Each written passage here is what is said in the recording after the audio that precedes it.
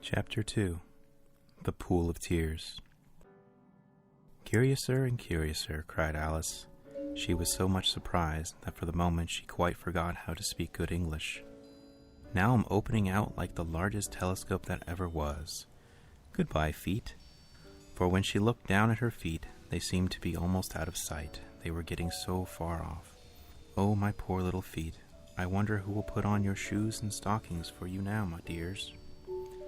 I'm sure I shan't be able. I shall be a great deal too far off to trouble myself about you. You must manage the best way you can. But I must be kind to them," thought Alice, "or perhaps they won't walk the way I want them to go. Let me see. I'll give them a new pair of boots every Christmas." And she went on planning to herself how she would manage it.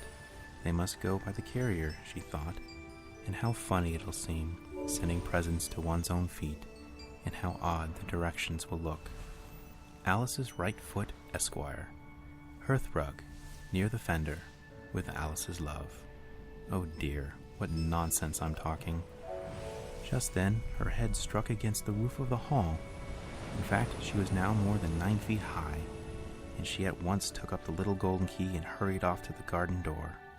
Poor Alice. It was as much as she could do, lying down on the side, to look through into the garden with one eye, but to get through was more hopeless than ever. She sat down and began to cry again. "You ought to be ashamed of yourself," said Alice. "A great girl like you," she might well say this, "to go on crying in this way. Stop this moment, I tell you." But she went on all the same, shedding gallons of tears until there was a large pool all around her, about 4 inches deep and reaching half down the hall. After a time she heard a little pattering of feet in the distance, and she hastily dried her eyes to see what was coming. It was the White Rabbit returning, splendidly dressed, with a pair of white kid gloves in one hand and a large fan in the other. He came trotting along in a great hurry, muttering to himself as he came, "Oh, the Duchess, the Duchess! Oh, won't she be savage if I've kept her waiting?" Alice felt so desperate that she was ready to ask help of anyone, so when the rabbit came near her, she began in a low, timid voice, "If you please, sir." The rabbit started violently, dropped the white kid gloves and the fan, and scurried away into the darkness as hard as he could go. Alice took up the fan and gloves, and as the hall was very hot, she kept fanning herself all the time she went on talking. "Dear, dear, how queer everything is today. And yesterday things went on just as usual. I wonder if I've been changed in the night. Let me think. Was I the same when I got up this morning? I almost think I can remember feeling a little different. But if I'm not the same, then the next question is, who in the world am I? Ah, that's a great puzzle." And she began thinking over all the children she knew that were of the same age as herself, to see if she could have been changed for any of them. "I'm sure I'm not Ada," she said, "for her hair goes in such long ringlets, and mine doesn't go in ringlets at all. And I'm sure I can't be Mabel, for I know all sorts of things, and she knows such a very little. Besides, she's she, and I'm I, and, oh dear, how puzzling it all is. I'll try to know all the things I used to know. Let me see.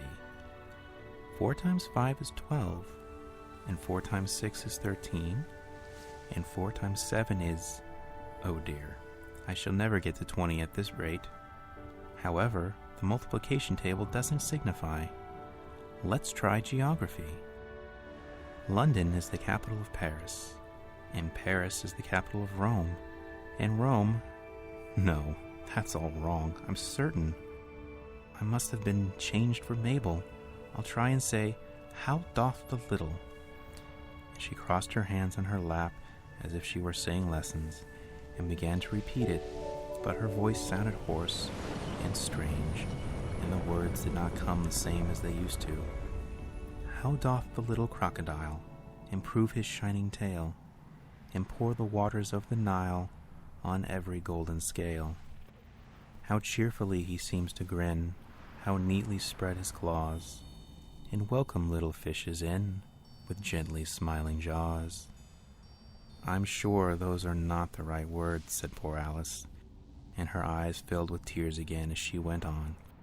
"I must be Mabel after all, and I shall have to go and live in that poky little house and have next to no toys to play with, and oh, ever so many lessons to learn. No, I've made up my mind about it. If I'm Mabel, I'll stay down here. It'll be no use their putting their heads down and saying, 'Come up again, dear.' I shall only look up and say, 'Who am I then? Tell me that first, and then, if I like being that person, I'll come up. If not, I'll stay down here till I'm somebody else.' But, oh dear," cried Alice with a sudden burst of tears, "I do wish they would put their heads down. I'm so very tired of being all alone here." As she said this, she looked down at her hands and was surprised to see that she had put on one of the rabbit's little white kid gloves while she was talking. "How can I have done that?" she thought. "I must be growing small again." She got up and went to the table to measure herself by it, and found that it was as nearly as she could guess. She was now about 2 feet high, and was going on shrinking rapidly. She soon found out that the cause of this was the fan she was holding, and she dropped it hastily, just in time to avoid shrinking away altogether. "That was a narrow escape," said Alice, a good deal frightened at the sudden change, but very glad to find herself still in existence. "And now for the garden." And then she ran with all speed back to the little door. But alas, the little door was shut again, and the little golden key was lying on the glass table as before. "And things are worse than ever," thought that poor child, "for I never was so small as this before, never, and I declare it's too bad that it is." As she said these words, her foot slipped, and in another moment, splash, she was up to her chin in salt water. Her first idea was that she had somehow fallen into the sea, and in that case I can go back by railway, she said to herself. Alice had been to the seaside once in her life, and had come to the general conclusion that wherever you go to on the English coast you find a number of bathing machines in the sea, some children digging in the sand with wooden spades, then a row of lodging houses, and behind them a railway station. However, she soon made out that she was in the pool of tears which she had wept when she was 9 feet high. "I wish I hadn't cried so much," said Alice as she swam about, trying to find her way out. "I shall be punished for it now, I suppose, by being drowned in my own tears. That will be a queer thing, to be sure. However, everything is queer today." Just then she heard something splashing about in the pool a little way off, and she swam nearer to make out what it was.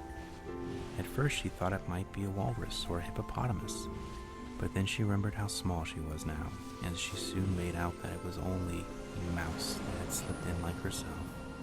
Would it be of any use now, thought Alice, to speak to this mouse? Everything is so out of the way down here that I should think very likely it can talk.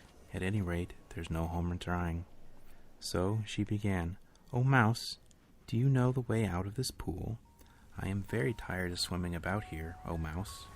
Alice thought this must be the right way of speaking to a mouse. She had never done such a thing before, but she remembered having seen in her brother's Latin grammar, "a mouse," "of a mouse," "to a mouse," "a mouse," "o mouse." The mouse looked at her rather inquisitively and seemed to her to wink with one of its little eyes, but it said nothing. "Perhaps it doesn't understand English," thought Alice. "I dare say it's a French mouse, come over with William the Conqueror." For, with all her knowledge of history, Alice had no very clear notion of how long ago anything had happened. So she began again. "Oi es ma?"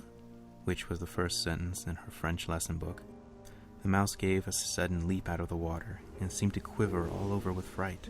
"Oh, I beg your pardon," cried Alice hastily, afraid that she had hurt the poor animal's feelings. "I quite forgot, you don't like cats." "Not like cats?" cried the mouse, in a shrill, passionate voice. "Would you like cats if you were me?"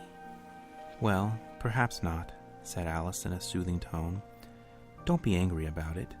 And yet, I wish I could show you our cat, Dinah. I think you'd take a fancy to cats if you could only see her.